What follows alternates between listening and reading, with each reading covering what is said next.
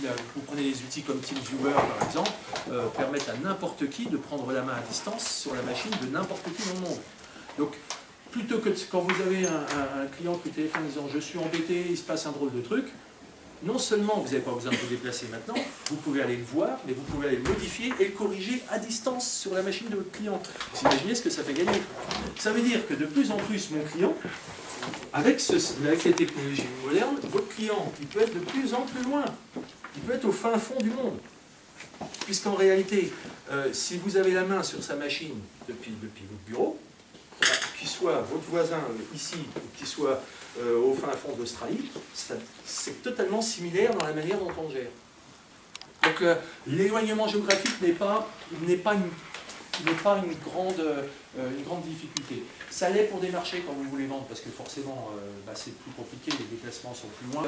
C'est pour ça que Paris reste, enfin, les centralités, les métropoles restent encore très recherchées, parce que c'est vrai que c'est plus facile, c'est plus vivant, les relations sont plus aisées, mais je pense que de plus en plus on verra des entreprises se délocaliser dans le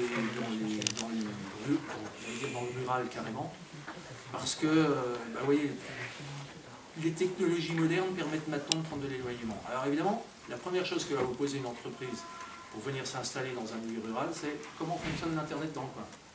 Mais à partir du moment où les technologies vont permettre de couvrir l'intégralité de la zone nationale, ça permettra peut-être effectivement à l'informatique de s'implanter plus facilement partout.